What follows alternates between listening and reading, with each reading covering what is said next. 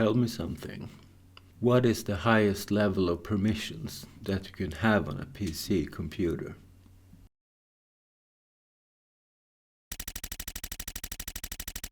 Is it the root or admin user? Is it a device driver running in kernel mode?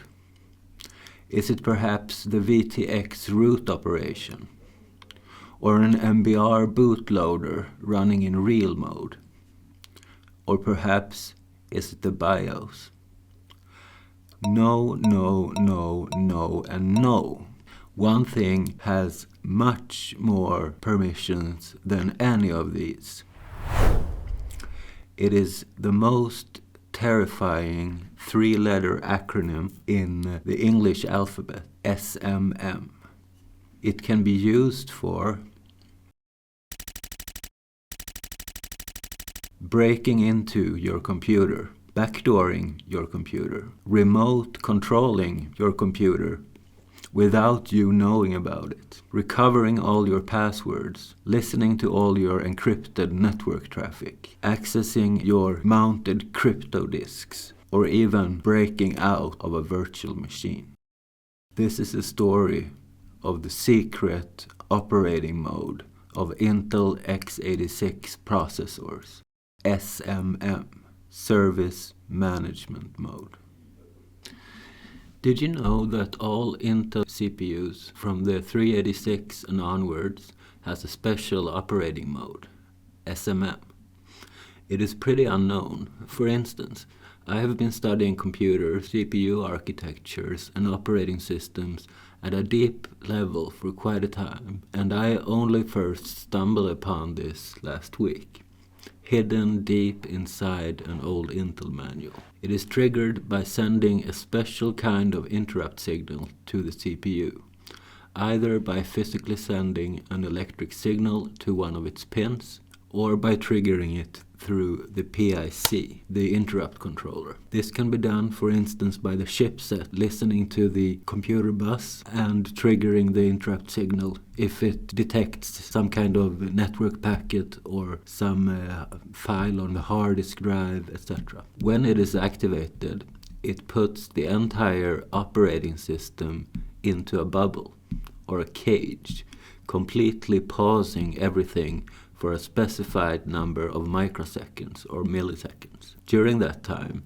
it runs a specific program machine code, and that code has access to everything.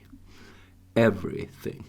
The whole operating system, all memory and disk, even mounted encrypted disks. It has also access to all hardware, including the network card.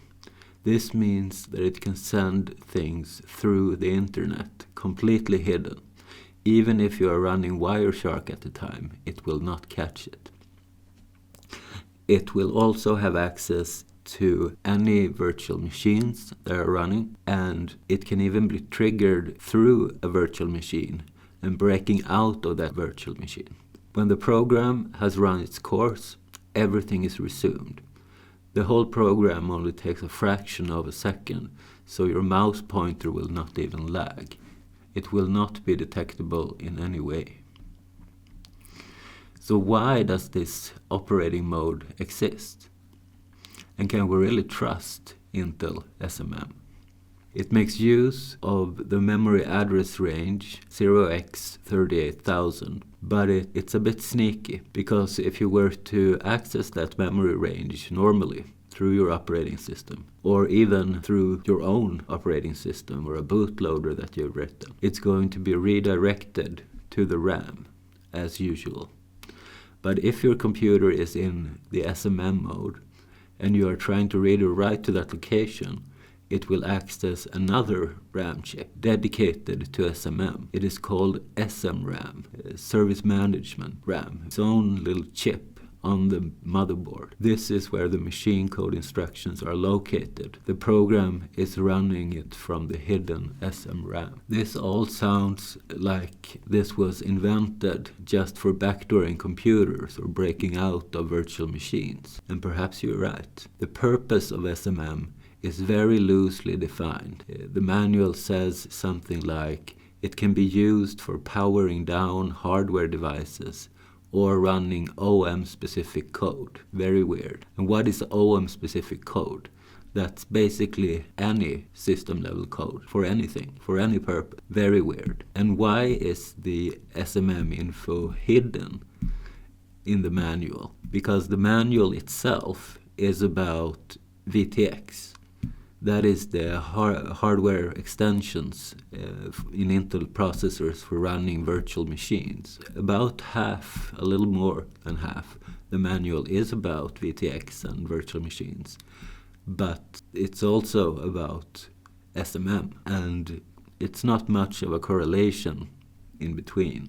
So they probably put it there for, I don't know, not many people probably read about VTX, right? And before it enters SMM, it saves a copy of all the CPU registers and all running virtual machines to SMRAM, so it can put everything back as it were after the secret code has run. In the next episode of this series, we're going to try to activate SMM and try to read the secret code from SMRAM by coding our own special bootloader, like our own small operating system, just for this purpose. So I hope you really liked this episode. Please like and subscribe, because you do not want to miss the next one. And thanks for watching. Thanks for today.